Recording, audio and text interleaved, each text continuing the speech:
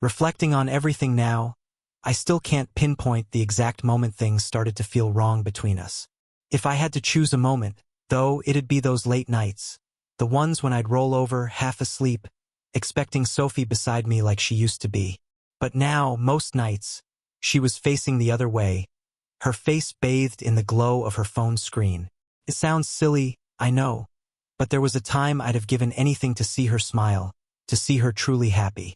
Lately, though, it was as if I was lying next to a stranger, someone who merely looked like my wife. The smile on her face had changed too. It wasn't that familiar, soft smile she'd always had around me. Now it seemed sharper, secretive, like she was sharing something private with someone else, something I'd never be part of. I didn't dial in to become that paranoid husband, the kind who sees something sinister in everything. But each night, there she was, lost in whatever was on that screen, her fingers tapping away. I'd turn over, pretending to sleep, but the feeling of her slipping further away from me grew stronger each time. Sophie used to tell me everything. Sure, we'd had our issues like any other couple, but she'd always shared her day with me, even the small, mundane details. Suddenly, though, every conversation felt distant and filtered. She started tossing out flimsy excuses. Oh, just the girls again. Or, sorry, babe, it's work. I tried to brush it off, to not let it eat at me. But when you've been with someone that long, you can tell when they're hiding something, even if they aren't outright lying. Each girl's night out only added to this weight in my gut that warned me something was very wrong. Then came one night I remember like it happened just moments ago. I'd woken up around 2 a.m., and there she was, giggling at something on her phone. I didn't need a second glance. She was beaming in a way I hadn't seen in a long time. I just lay there, frozen, pretending to be asleep, but I felt more alert than I had in weeks. Who was making her laugh like that? I had this urge to reach over, grab her phone, and find out the truth right then and there. But what if I was just overthinking it? I didn't have anything solid to go on, just these nagging feelings and insecurities, right? Things between us shifted in ways I never thought possible. Suddenly, she was always too tired or just not in the mood. I get it. Life wears you down. But this felt different. It wasn't just some rough patch. She seemed to pull away from me like even being near me was too much. Anytime I tried to bring it up, she'd dismiss me like I was imagining things. But I wasn't. The woman I loved was right beside me. Yet every night, she felt more distant than ever. It was all these small things, stacking up one by one. One day, she was laughing about some inside joke she had with work friends. I was sitting there, nodding, trying to act like everything was normal. But when I asked for details, she clammed up, like she didn't dial me in on the joke. And then, later on, I caught her laughing at a private message that had popped up. When I asked her what was so funny, she just smiled, shrugged, and changed the subject. That's when it hit me. I wasn't just imagining being an outsider. She was making me one. What made things even stranger was that my friends started picking up on it too.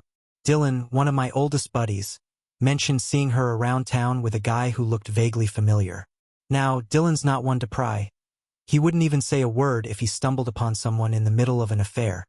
So he brushed it off, saying he was probably mistaken. But his casual comment hit me like a brick. Suddenly, every girls' night or late meeting Sophie had turned my mind to dark places. Who was she really with? Then, as if fate was nudging me, things took an even stranger turn. There was Dylan, a friend who had always been a bit too friendly with Sophie. He'd be quick to get her a drink at gatherings, always laughed at her jokes like she was a comedian or something. It wasn't until one weekend that I really started noticing it. We were out with friends, and I caught him watching her a little too closely. He'd linger around her, laugh at everything she said a bit too hard. It was subtle, but once I noticed, I couldn't unsee it. Every glance and every shared laugh between them started to feel like a punch to the gut. I wasn't ready to admit it yet, but deep down, I sensed something was off. After the whole Dylan being too attentive incident, I started wondering if I was the only one who saw this. Someone else must have noticed how he hovered around her like a damn lapdog. And that's when I thought of Emma, his wife. She was always nearby, and I couldn't help but wonder if she'd noticed the Dylane things I had. For a while, I kept the thought to myself. Bringing it up to her felt risky. I wasn't sure if she'd noticed anything or if I'd come off as some paranoid idiot. But that feeling in my gut wasn't going away. So, one afternoon, I decided to reach out and sent her a casual text. "Hey, have you noticed Dylan and Sophie seem a bit close?" I tried to keep it light just in case. Her reply was almost instant. "Funny. I was just thinking the Dylane thing." My heart pounded as I read her message. What started as casual texts about their behavior gradually turned more serious. Each message felt like peeling back a layer of a mess we were both trapped in. It was oddly comforting to know that I wasn't alone in feeling like I was going crazy. Emma and I began texting regularly after that. There was this strange, unspoken understanding between us. We both felt isolated, stuck in marriages that felt broken, and yet neither of us knew exactly what we were facing. Our conversations became our own secret. She'd tell me about Dylan's late nights and business dinners, and I'd fill her in on Sophie's girls' nights that always seemed to match up. Every story felt like another piece of a puzzle we weren't sure we Dylan had to solve. But by this point, it felt like we didn't have a choice. Then came the night when everything unraveled. Emma texted me around 8 p.m., saying Dylan had just left for one of his so-called work meetings. The timing was too perfect. Sophie had just told me she'd be working late at the office. A pit grew in my stomach, and I realized this might be our only chance to see the truth. Emma and I decided to meet up and follow them.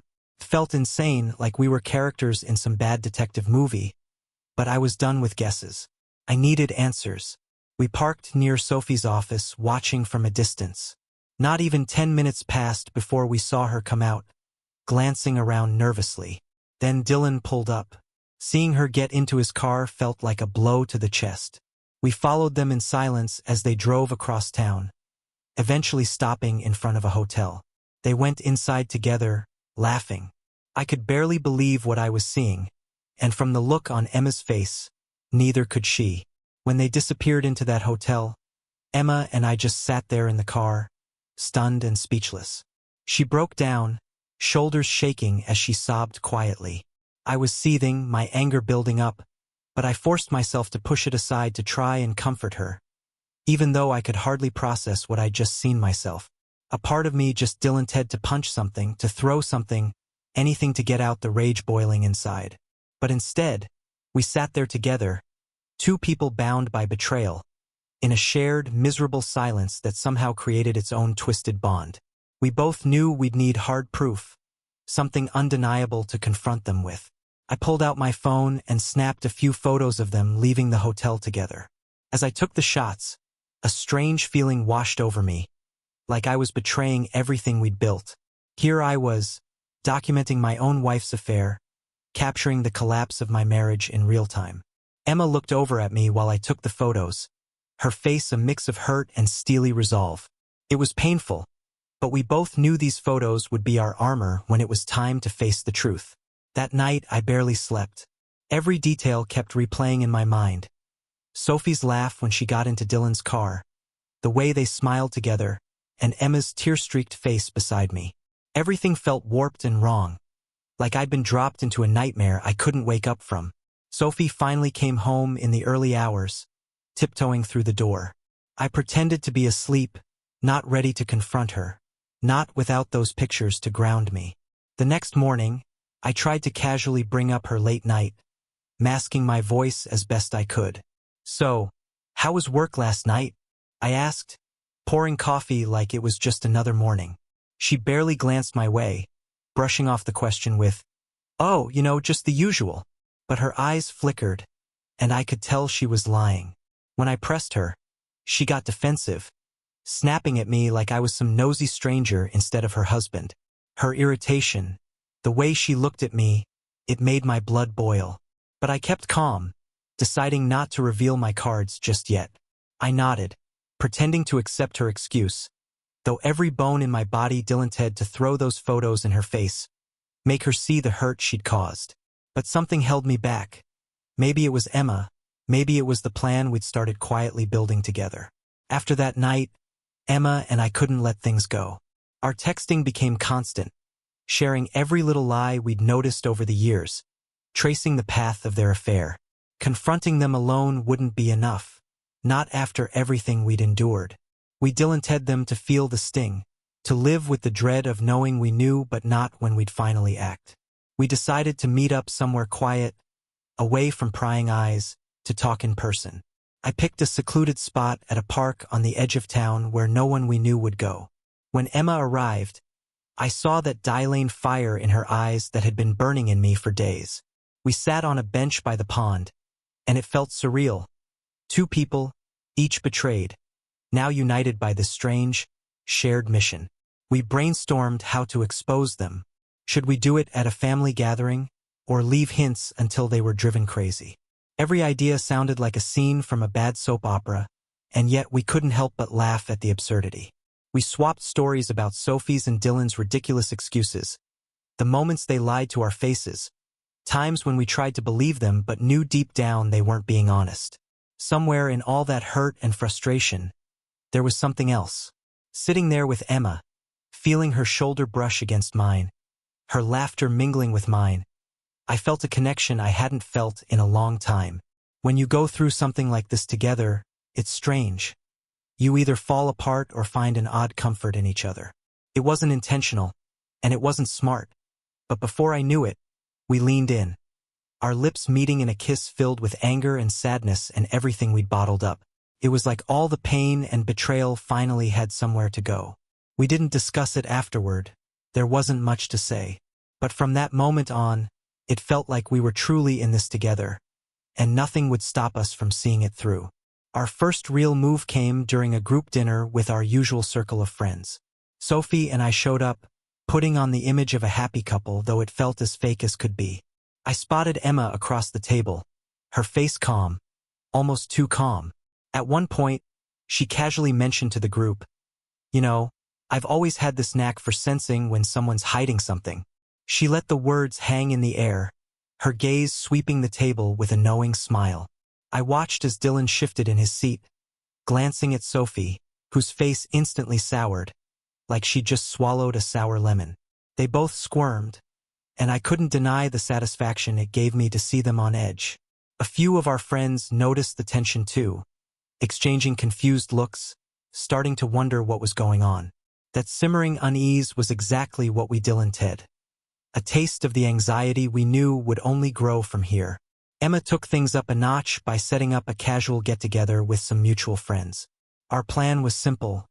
Drop just enough hints to keep Sophie and Dylan uneasy, without blowing the whole thing wide open. Throughout the evening, Emma would slip in little comments, barely noticeable to anyone who didn't know the truth, but enough to make our two cheaters squirm. "Funny," she'd say, "how some people think they can keep secrets forever, but the truth always finds a way out." Each time, Sophie's smile faltered, and Dylan suddenly needed a refill or found an excuse to look away. Before long, our friends started noticing the strange vibe. A couple even asked if everything was okay between Sophie and me, and I just shrugged, saying we were going through a rough patch. A simple answer, but it planted a seed, made them pay closer attention. That was the beauty of our plan. The longer we let it simmer, the more everyone would see the cracks forming, even if they didn't yet know why. The real test, though, came during a double date Emma and I arranged with Sophie and Dylan. It was a risky move, bold to the point of reckless, but we Dylan-ted them to feel the pressure, to sense the walls closing in. We met at a small, cozy restaurant, the kind of place that draws couples looking for a quiet night out. Right from the start, the tension was thick. Emma and I played our parts, keeping things light but occasionally sharing knowing glances, dropping subtle hints that made them shift uncomfortably. The effect was unmistakable. They could feel something was off, but they had no idea just how much we knew. As Emma leaned in toward Dylan, her voice just loud enough for Sophie and me to catch, she said, "Funny how some things can't stay hidden forever. It's almost like fate has its own way of revealing the truth." Dylan froze, his face going pale as he nervously looked over at Sophie. She kept her eyes down, visibly tense, trying hard to keep herself composed. That night turned into a silent battle of wits. Every shared glance, every carefully worded comment was meant to unsettle them, to remind them that their little secret wasn't so safe after all. Watching Sophie fidget with her napkin, casting anxious glances at Dylan, I had to fight back a laugh. They were both falling apart, and honestly, it was exactly what they deserved. By the end of the evening, Emma and I had driven them to the edge without explicitly revealing a thing. They left looking like they'd been dragged through a storm, and I couldn't deny the twisted satisfaction that gave me. The party was our stage for the next part of our plan. It was a big gathering with friends and family, the perfect setting for whispers to spread like wildfire. Emma and I arrived separately, keeping a casual distance, just two people in the dining room, nothing more. But tonight, we weren't holding back with subtle hints. Tonight, we were going to crank up the pressure. Emma made the first move, slipping into a conversation with Sophie and a few other friends. I watched from across the room as she began weaving her story, her expression relaxed, as though she were talking about something trivial. "I heard the craziest story recently," she started, her voice carrying just enough to pull in a few more listeners. "My friend found out her husband was cheating on her. Had no idea for years, then just stumbled onto the evidence by chance." Sophie's reaction was priceless. Her eyes darted around, hands fiddling as she forced a tight smile. As Emma went on, painting a vivid picture of this friend and the discovery of the affair, Sophie's face turned a few shades paler. She threw a nervous glance across the room at Dylan, and I knew she was torn between wondering if this was a coincidence or if Emma was onto her. But we didn't stop there. Later, I planted a little seed myself.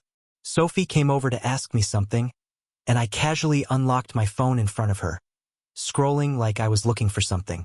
Right there, clear as day, was a photo of her and Dylan leaving the hotel. I made it look like it was nothing, flipping past it before she could fully register what she'd seen, then slipped my phone back into my pocket as if nothing was out of the ordinary. Her face went rigid, her eyes glued to the spot where my phone had been. I kept my expression neutral, carrying on like I hadn't noticed her reaction. The rest of the night was like watching a slow-motion wreck. Sophie was whispering urgently to Dylan, her face taut as she tried to keep her voice down. Meanwhile, Emma and I exchanged quiet, knowing glances from across the room. We didn't have to say a word. Our presence alone, our shared looks, was enough to drive them to paranoia. Even our friends began noticing the tension.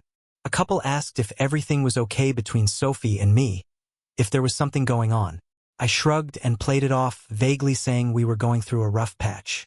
It wasn't exactly a lie, but it was just vague enough to set the rumor mill spinning.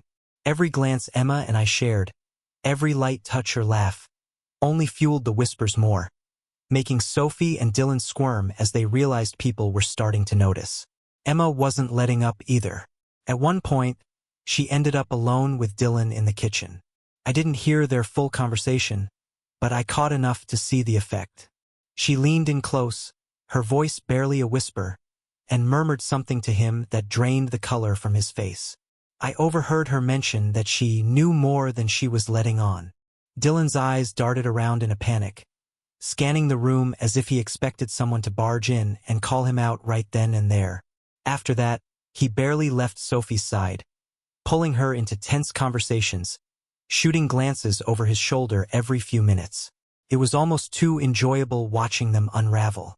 Every time Emma and I exchanged a look, they grew visibly more shaken, as if the ground was shifting under them. By the end of the night, we'd pushed them to their limits without even needing to call them out. As the evening wound down, Emma and I decided to turn up the jealousy factor. We both noticed the way Sophie and Dylan couldn't stop watching us, tracking our every interaction. So I leaned in a little closer to Emma, laughing at something she said, resting my hand casually on her shoulder. She played along perfectly, tilting her head toward me and letting her hand linger on my arm. It was enough to drive them crazy, to make them wonder if we were onto them, and maybe even if we'd moved on to each other. I caught Sophie staring, her face a mixture of shock and irritation. When our eyes met, she quickly looked away, her expression tight. Dylan didn't fare much better, hovering like he was ready to confront us. But every time he took a step forward, he faltered, his confidence visibly crumbling. They were too scared to make a scene, too rattled by their own guilt and confusion to know what we knew or what we'd do next.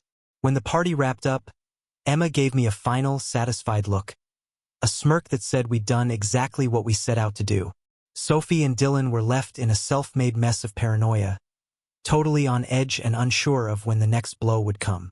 The family gathering was the grand finale we'd been working up to, the climactic moment where everything would come crashing down. Sophie and I arrived separately, as did Emma and Dylan, all of us blending into the crowd like nothing was amiss. But I knew that by the end of the night, all eyes would be on them. As the evening wore on, my heart pounded, knowing what was coming. The room was packed. Relatives, close friends, people who'd known Sophie and me for years. It felt surreal, standing there, knowing I was about to set off a bomb that would change everything. When the moment felt right, I cleared my throat, taking a deep breath. "Hey, everyone," I started, loud enough to silence the room. Instantly, I felt dozens of eyes on me, and the crowd shifted its focus. Across the room, I caught Sophie's face, a blend of confusion and a flicker of dread, while Dylan stood next to her, his strained smile fading. "I know this isn't exactly what you all expected tonight," I continued, forcing a calmness into my voice, "but there's something I need to get off my chest." As I looked around the room, I could feel the tension building, like an electric charge in the air. Sophie's hand crept toward Dylan's, both of them bracing for whatever was about to come. And then I said it loud and clear. "For the past several months, Sophie and Dylan have been having an affair." The room erupted in gasps, a wave of shock and disbelief rippling through everyone present. I pulled out my phone, holding it steady as I flipped through the photos, each one a crystal-clear image of Sophie and Dylan leaving the hotel together, irrefutable evidence of their betrayal. I made sure everyone could see, one photo after another, watching as the realization of what Sophie and Dylan had done sank in. The silence was suffocating. Sophie's face drained of color, and she took a shaky step back, completely speechless. Dylan was no better off, standing there like a deer in headlights, mouth opening and closing as he struggled to find words but came up empty. Then Emma stepped forward, her voice trembling but resolute. "I just dialed everyone to know how deeply this has cut," she said, her eyes brimming with tears. "Dylan was my husband, my partner, and he threw it all away." She lifted her phone, displaying a series of text messages, each more damning than the last. Message after message, photo after photo, each one adding a painful, undeniable layer to the story of their deceit. The room's reaction was immediate. Relatives exchanged horrified glances, and friends shook their heads in disappointment and disgust. A family friend spoke up, looking at Sophie and Dylan with contempt. "How could you do this to Lucas?" To Emma, another friend sneered, "I trusted both of you. This is sickening." I watched as Sophie's face morphed from shock to disbelief, then to something closer to desperation. She gathered herself enough to approach me, her wide, pleading eyes filled with regret. "Lucas, please," she whispered, clutching my arm. "We can work through this. You have to believe me. It didn't mean anything." I just looked at her, feeling strangely calm. Her grip tightened, but her words felt empty, meaningless against everything she'd done. "It's over, Sophie. I'm done," I replied, my voice steady and final. She broke down, her face crumbling, and while I felt the faintest stir of pity, it was buried beneath layers of hurt and betrayal. Across the room, Dylan was trying his own futile damage control, moving from one person to another, desperately trying to explain himself. But people turned away, their expressions cold and unforgiving. His feeble attempts to justify his actions fell flat. No one was listening. I watched him flounder, knowing he was facing the consequences he'd brought on himself. By the end of the night, Sophie and Dylan were left standing alone, abandoned by nearly everyone. Emma and I walked out together, leaving them behind to face the fallout of their choices. There was nothing more to say. The truth was out, and we'd finally taken back control. In the weeks that followed, my life took on a new clarity, as if a weight I'd been carrying for years had suddenly lifted. It was like I'd finally seen the reality I'd been avoiding for so long. Emma and I, scarred and shaken, had emerged from the wreckage, and somehow, in the midst of it all, we'd found something real together. It was an unexpected twist, almost poetic in its own way. The two people left behind had found each other, not through shared love, but through shared pain. One evening, we were sitting on the porch at my place, watching the sun dip below the horizon. It had been a quiet day, the kind I hadn't had in ages, and as we sat there, our conversation took a deeper turn. We talked about our future, not just where we saw ourselves in the next year or two, but our dreams, our hopes, the things we'd given up while lost in those broken marriages. "We've both got a second chance here," Emma said softly, her gaze focused on the fading colors of the sunset. "I don't dial to waste it. I dial something real this time." Her voice held a vulnerability that cut straight to my heart. It was then I realized how much I dilanted the Dylane thing. We talked for hours that night, sharing what mattered most to us now. At the center of it all was trust, something we both knew was crucial after everything we'd endured. Secrets had poisoned our previous lives, and we promised each other, no matter what, to keep things honest, even if the truth was difficult. Meanwhile, Sophie wasn't quite ready to let go. She showed up at my door a couple of times, looking worn and tear-streaked, as though hoping she could patch over the wreckage she'd created. The first time, I opened the door and saw her standing there, face pale, eyes red from crying. "Lucas, please," she began, her voice wavering. "Can we talk?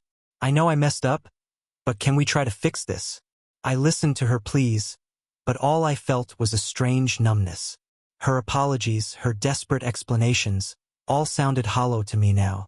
I let her ramble on about regret and second chances, waiting until she paused before responding.